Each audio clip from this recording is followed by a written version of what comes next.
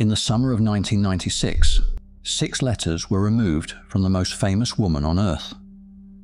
Not her name, not her passport, her royal prefix. Diana, Princess of Wales, kept her Kensington Palace apartments, numbers 8 and 9, kept the sapphire ring, kept the global fame that made her more recognised than most sitting heads of state. But Her Royal Highness was gone. Protocol now ranked her below minor royals she had once outranked. Staff who had curtsied for 15 years were technically no longer required to. The monarchy she had made modern stripped her identity with paperwork.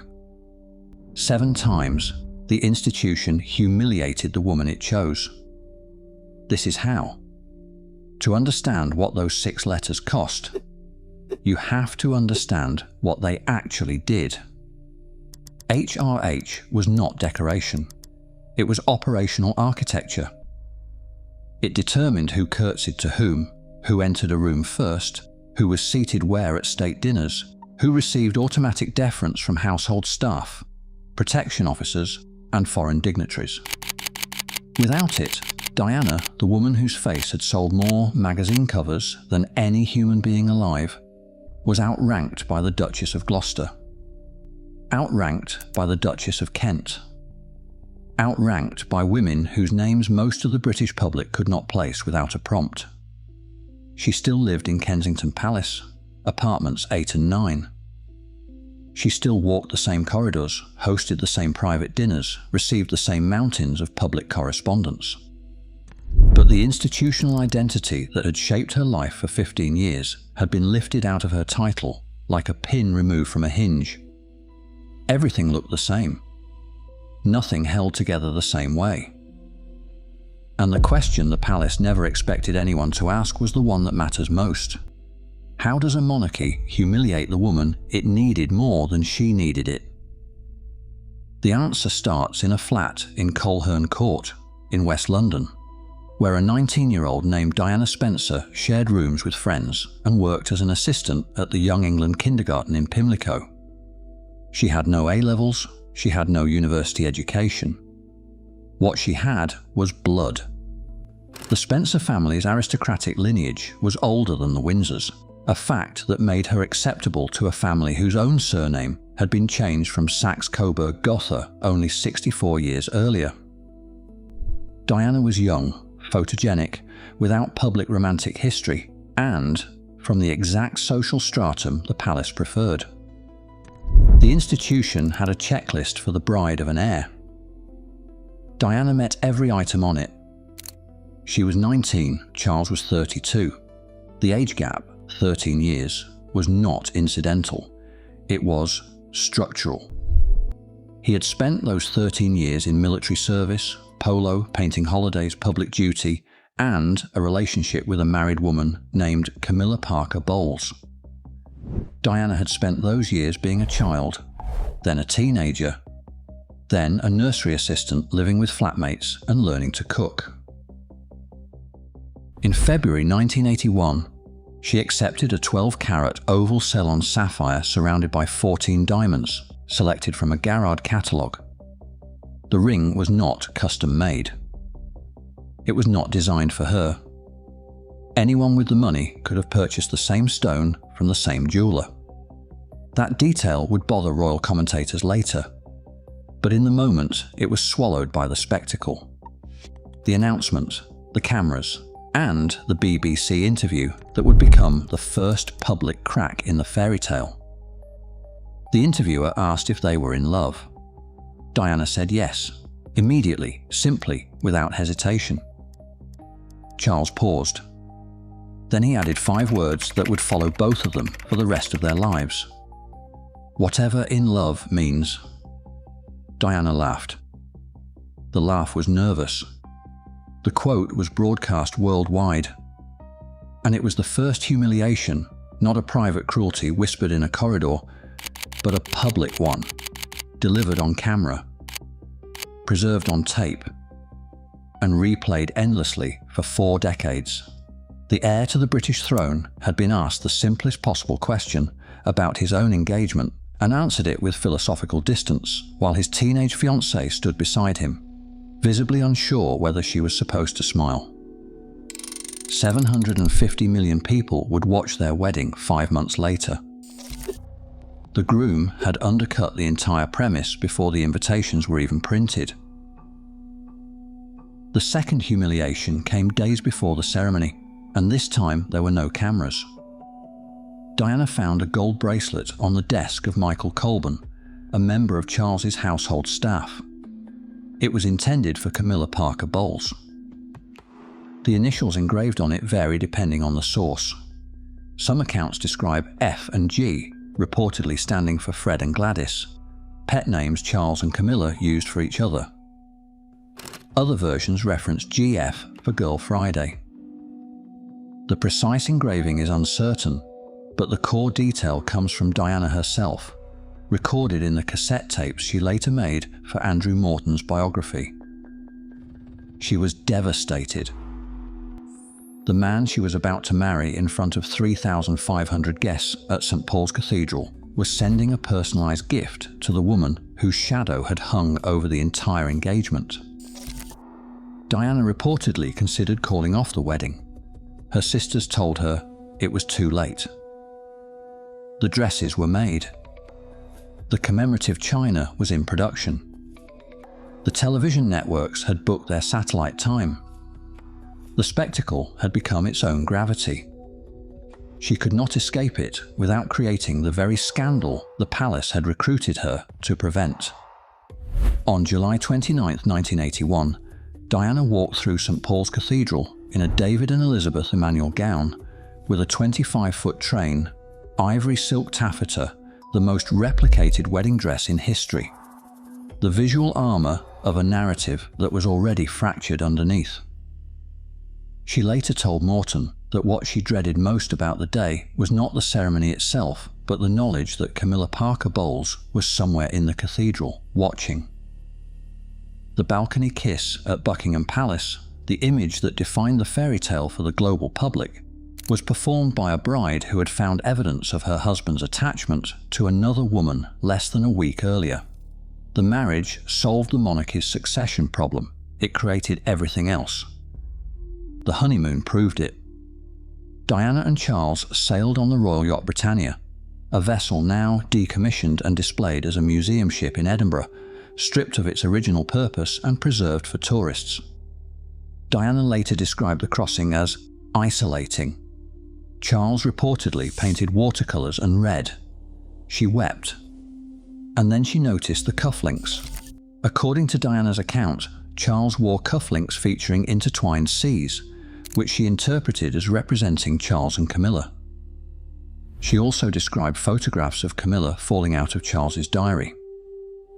These details come from Diana's own recordings and have not been independently confirmed. But they form part of the pattern she would later describe to 22 million viewers. The third person in the marriage was not hidden so much as casually present, as if the institution considered her unremarkable. The third humiliation was not a single event. It was a climate. Every autumn, the royal family retreated to Balmoral Castle in the Scottish Highlands. 50,000 acres of estate, dozens of bedrooms and reception rooms behind granite walls and tartan interiors. A landscape organised around stalking, shooting, fishing, formal dinners, and competitive parlour games. Diana dreaded it. The rigid meal times, the expectation that she participate in field sports she had no interest in, and the shared family culture built on decades of private language, in-jokes, and institutional loyalty she could not access. All of it reinforced her isolation against a backdrop of physical grandeur designed to feel permanent. Balmoral's remoteness made it worse. The Deeside landscape was beautiful and completely sealed. There was nowhere to go, no one to see, and no public appearances to provide the energy she drew from crowds. Sandringham at Christmas carried its own rituals. The royal family's Norfolk estate hosted gatherings that included the tradition of weighing guests on arrival and departure, a custom meant to demonstrate that visitors had been generously fed. Diana reportedly found it oppressive. Being weighed was playful to people who had grown up inside the tradition. To someone who was already struggling with her relationship to food and body image, it was something else entirely. The most famous woman in the country was placed inside a granite castle, then a Norfolk estate, surrounded by people performing a version of family life she could not feel, and expected to return every year as if belonging could be scheduled. The humiliation was not dramatic, it was ambient, and it was annual. The fourth humiliation cut into her body. Diana later stated that her bulimia began the week of the engagement. She connected its onset to a remark Charles reportedly made about her waist. At her worst, she described episodes occurring multiple times a day. The physical toll was visible, impossible to disguise inside a life of public appearances, couture fittings, constant photography, and a wardrobe assembled for her transformation into a working royal. Staff noticed. Family members noticed. The condition could not be hidden from people who saw her daily. The palace's response, according to Diana, and partially corroborated by former household staff, ranged from silence to active dismissal. Her distress was characterized not as illness, but as attention-seeking, manipulation, or emotional instability. The framing was institutional self-protection made clinical. If Diana's suffering was genuine, the family bore some responsibility for the conditions that produced it. If it was performance, she was the problem. The institution chose the interpretation that required nothing of itself. The monarchy had recruited Diana for her appearance. When that appearance began deteriorating under the pressure the monarchy itself had created, the institution treated the deterioration as a behavioral defect rather than a medical crisis. The woman was punished for showing symptoms of the system she had been placed inside. The fifth humiliation was the longest and the most structurally corrosive. It was not an incident, it was an arrangement. Charles's relationship with Camilla Parker Bowles resumed. The timeline is disputed. Diana said it never really stopped. Charles's authorized biographer, Jonathan Dimbleby, writing with the Prince's cooperation in 1994, placed the formal resumption around 1986, roughly 5 years into the marriage. What is not disputed is the geography. Charles's country residence, Highgrove House in Gloucestershire, sat approximately 15 miles from Camilla's home at Middlewick House. The proximity was deliberate. Diana was expected to maintain the public architecture of a functioning marriage. The joint tours, the coordinated photographs, the family portraits, the official smiles, while knowing that the emotional centre of her husband's life was 15 miles down the road. The fairy tale had become infrastructure. The smiles were scheduled. The appearances were managed by competing press offices. And the woman whose global popularity was sustaining the monarchy's modern relevance was trapped inside a marriage she could not leave without losing her children, her home, her title, and her public platform. Dimbleby's biography was meant to generate sympathy for Charles. It confirmed the Camilla relationship on the record, with the Prince's approval, framed as a man who had married under dynastic pressure and found genuine love elsewhere. The public read the same facts and drew the opposite conclusion. Sympathy went to Diana. The authorized narrative backfired so completely that it became one of the most counterproductive acts of royal media strategy in modern history. Charles had handed Diana the confirmation she could now repeat without fear of being called paranoid. She repeated it on November 20th, 1995. The BBC's Panorama broadcast an interview conducted by Martin Bashir inside Kensington Palace itself, the institution's own walls used as the studio for its most damaging broadcast. The crew had been smuggled in without palace knowledge. 22.8 million viewers in the United Kingdom watched Diana deliver the line that would define the whole story. There were 3 of us in this marriage, so it was a bit crowded. It was the most watched BBC interview in history at that time. The palace had not been consulted. The Queen had not been informed. And years later, in the Dyson Report of 2021, it was established that Bashir had used deceptive methods to secure the interview, including forged bank statements shown to Diana's brother, Earl Spencer, to inflame her fears of surveillance. That finding complicates the interview's legacy. It does not erase it. Diana chose to sit in front of the camera. She chose the words. And what she described was not rumour. It was a marriage hollowed out by a third party, while the institution that sanctioned the marriage demanded her silence. The 6th humiliation was not a single broadcast, but a sustained campaign. Diana called them the Grey Men, the senior courtiers, private secretaries, and household press officers she believed were systematically briefing against her in the media.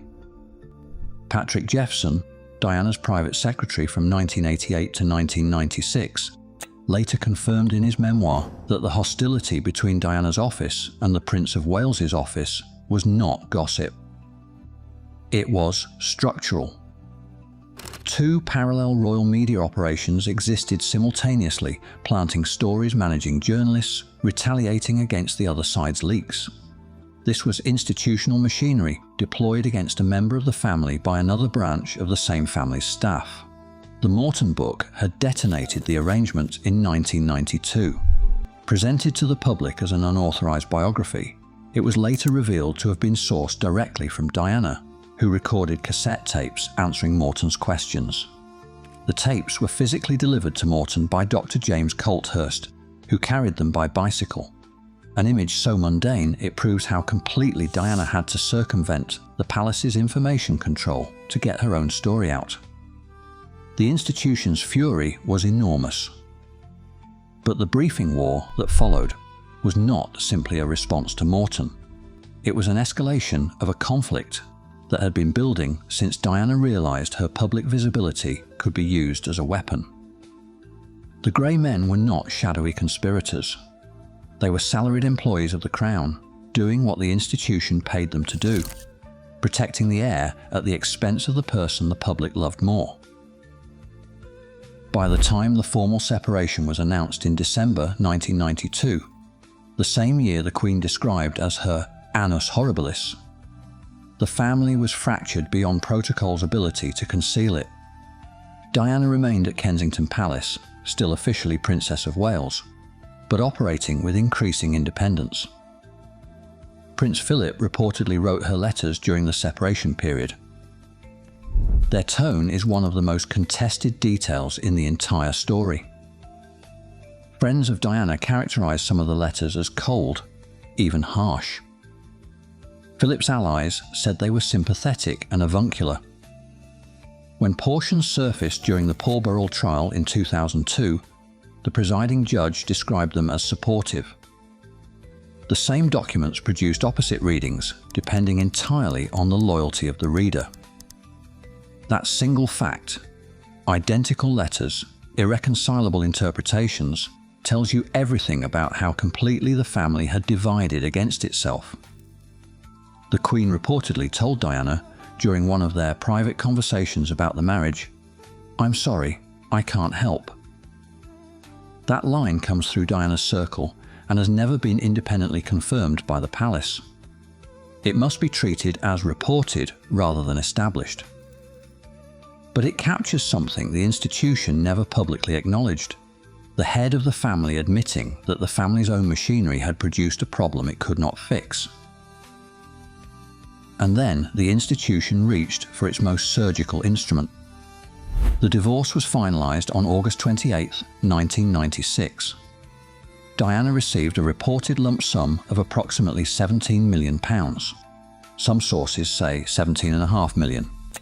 And an annual allowance reported variously as £350,000 to £400,000 for her private office. She kept the title Princess of Wales. She kept apartments 8 and 9 at Kensington Palace. She lost Her Royal Highness. 6 letters, 15 years of institutional identity. Gone. The question of who insisted on the removal remains genuinely unresolved. Some sources say Charles pushed for it explicitly. Others claim the Queen would have allowed Diana to retain the prefix, but that Diana rejected the conditional terms attached. Diana herself reportedly told friends she didn't need a title to do her job, and her son William, then 14 years old, reportedly told her, "Don't worry, Mummy, I will give it back to you when I am king."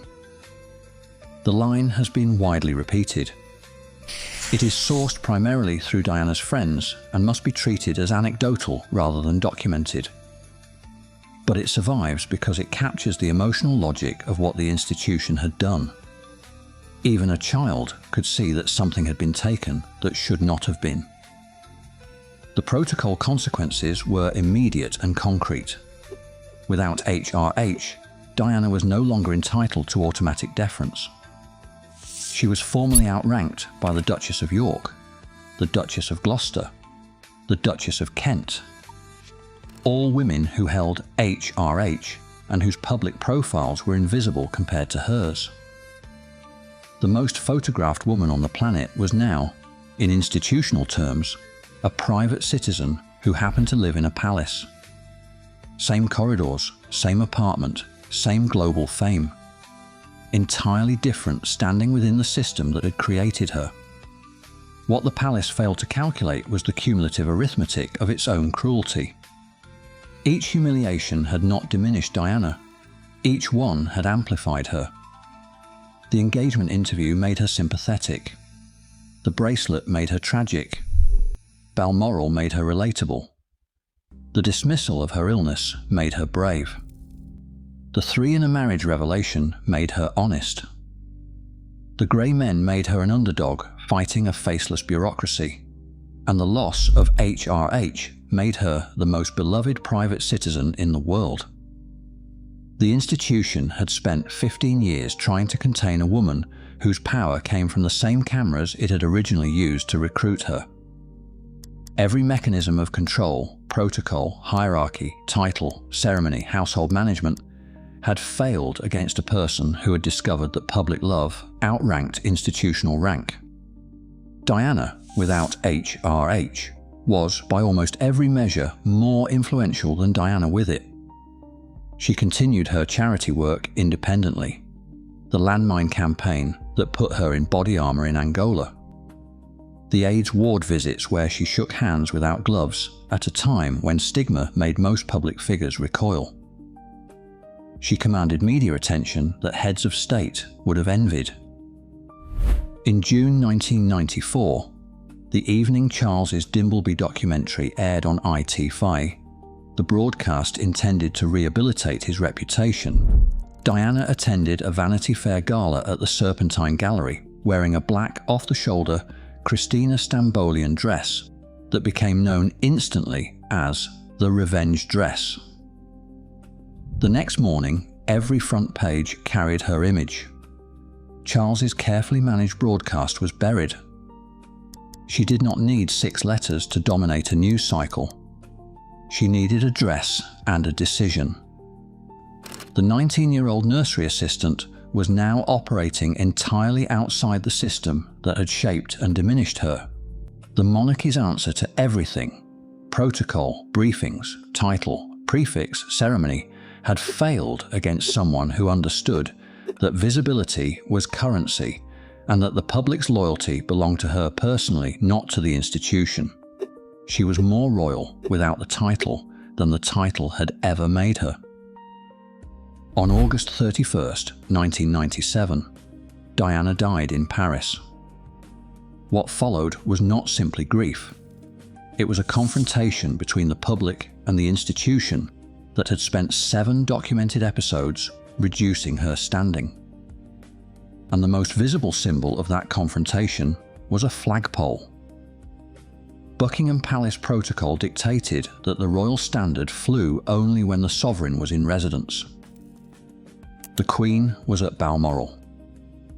No flag flew over the palace. The empty pole, visible above the gates where mourners were piling flowers by the tens of thousands, became a statement the institution had not intended to make. It said nothing. And saying nothing, in that moment, said everything. For days, the palace maintained its position. Protocol was protocol. Public fury mounted. Newspapers turned hostile. The crowds outside the gates grew. And eventually, in an unprecedented break with centuries of tradition, the Union Jack was raised at half-mast over Buckingham Palace. The flag that should have honoured Diana while she was alive appeared only after she was gone. The institution bent, not out of sentiment, but because the pressure became structurally unbearable. The funeral, on September 6, 1997, was watched by an estimated 2.5 billion people worldwide. Approximately 1 million mourners lined the route from Kensington Palace to Westminster Abbey. Prince William, 15, and Prince Harry, 12, walked behind their mother's coffin. Inside the Abbey, Earl Spencer delivered a eulogy that did something almost no one had ever done inside that building. He criticised the royal family directly, from the pulpit calling Diana the most hunted person of the modern age, and pledging to protect her sons from the institutional forces that had damaged their mother. The applause started outside. It rolled through the open Abbey doors and into the nave. A sound Westminster Abbey had almost certainly never contained before. The congregation inside began to clap. The institution that had removed Diana's prefix gave her a ceremony that exceeded what protocol required for a divorced former member of the family. The monarchy honoured in death what it had systematically diminished in life. Diana was buried on a small island in the round oval lake at Althorpe, the Spencer family estate in Northamptonshire, not at Windsor, not in the royal vault at St George's Chapel, not among the Windsors at all. She was placed with her own family on an island reached by a path the public cannot walk. The separation that the monarchy imposed through protocol, the Spencers completed through geography. She rests apart from the dynasty that selected her, used her, constrained her, briefed against her, questioned her mental health, stripped her title, and then gave her a funeral grander than her status technically warranted. The sapphire ring survived everything. The 12-carat Ceylon sapphire that Diana chose from a Garrard catalogue in 1981 now sits on the hand of Catherine, Princess of Wales, given to her by William when he proposed in 2010. The object outlasted the marriage, the divorce, and the death. It crossed a generation. The ring that was once considered impersonal, not bespoke, available to any buyer, became the most famous piece of jewellery in the modern world. Almost all of that meaning comes from what happened to the woman who wore it first. Camilla Parker Bowles married Charles in 2005. In September 2022, following the death of Queen Elizabeth II, she became Queen Consort. The person whose presence had been the axis of Diana's most sustained humiliation was absorbed by the institution that had once treated the same presence as an unspeakable liability. The monarchy did not reject Camilla. It waited. It recalibrated. It adjusted the public narrative slowly enough that what was unthinkable in 1996 became settled by 2022. The system adapted. That is what the system does. In 2021, a bronze statue of Diana was unveiled in the sunken garden at Kensington Palace, steps from apartments 8 and 9. William and Harry stood together briefly for the ceremony before the distance between them became visible again. Tourists visit now. They photograph the statue. They walk through the gardens. Most do not think about what happened behind the walls a few meters away. The briefing wars, the isolation, the bulimia, the institution called manipulation, the grey men and their press campaigns, the 6 letters lifted from a title while the world watched and the palace calculated. 7 humiliations. The same pattern every time. The institution chose itself over her. The engagement interview broadcast the doubt. The bracelet exposed the rival. Balmoral enforced the exclusion. The dismissal of her illness punished her for showing damage. The open secret of the affair demanded her performance. The grey men weaponized information, and the removal of HRH was supposed to be the final act. The monarchy's definitive statement that Diana Spencer was no longer one of them. It failed. Every attempt to diminish her failed, because the 7 humiliations did not reduce Diana. They became the evidence. And above Buckingham Palace, on a flagpole that once flew nothing for her at all, a flag was finally lowered. Not because the institution chose to honour her, because the people outside the gates made silence impossible. The monarchy bent. It bent too late. And the proof that it bent at all remains the strongest evidence that Diana changed the system that tried to break her. The flag came down. The woman it honoured was already gone. The palace remained. The contradiction inside it did not.